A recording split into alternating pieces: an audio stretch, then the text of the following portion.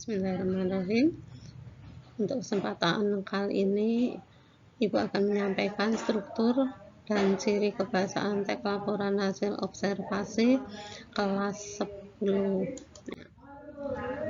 Yang pertama adalah struktur teks laporan hasil observasi, di mana yang pertama adalah pernyataan umum atau disebut juga klasifikasi, yaitu merupakan pembukaan atau pengantar, jadi biasanya terdapat pada awal paragraf.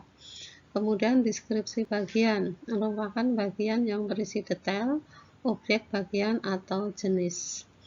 Yang ketiga adalah deskripsi manfaat, merupakan bagian yang menjelaskan manfaat dari sesuatu yang dilaporkan. Jadi biasanya ini kita temukan pada paragraf di akhir, ya, yang menjelaskan tentang manfaat yang dilaporkan. Kemudian kebahasaan teks laporan hasil observasi. Yang pertama terdapat kata serta frasa, verba, dan nomina. Apa itu yang dimaksud frasa? Adalah kata-kata yang terdiri atas dua kata atau lebih yang mengandung satu makna. Sedangkan frasa sering disebut juga dengan kelompok kata. Jadi kelompok kata itu terdiri atas dua kata atau lebih. Contoh frasa yang menduduki fungsi subjek. Siswa baru. Ya, siswa baru di sini siswa menduduki jabatan subjek. Baru di sini adalah atribut. Kemudian yang kedua adalah frasa yang menduduki fungsi predikat. Sedang membersihkan. Membersihkan menduduki jabatan predikat. Sedang di sini berupa atribut. Kemudian verba, apa itu yang dimaksud verba? Adalah kata-kata yang menyatakan suatu tindakan dan sering juga disebut kata kerja. Kemudian nomina, nomina adalah kata-kata yang sering disebut kata benda. Kemudian yang kedua, unsur kebahasaan yang kedua adalah afiksasi.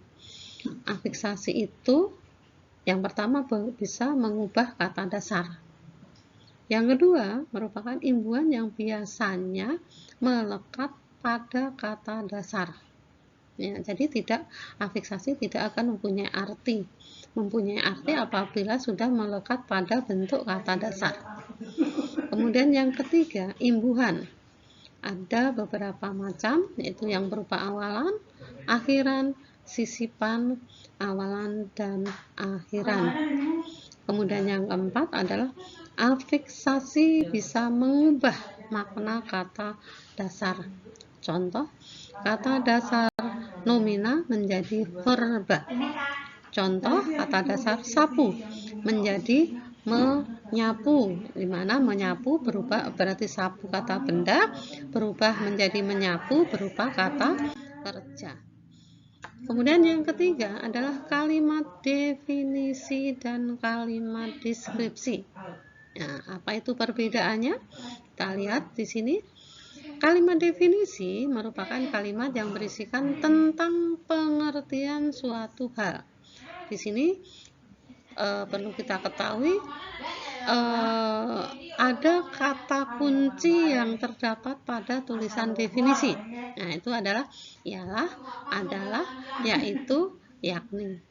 Kemudian kalimat deskripsi ialah hal yang menerangkan sesuatu.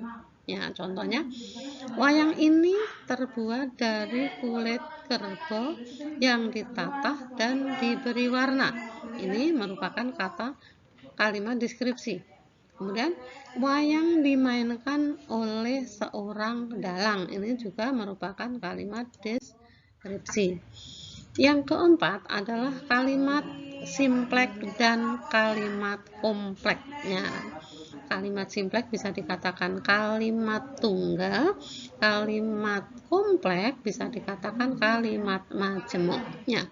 Apa itu kalimat simpleks? Adalah kalimat yang hanya terdiri satu struktur kalimat.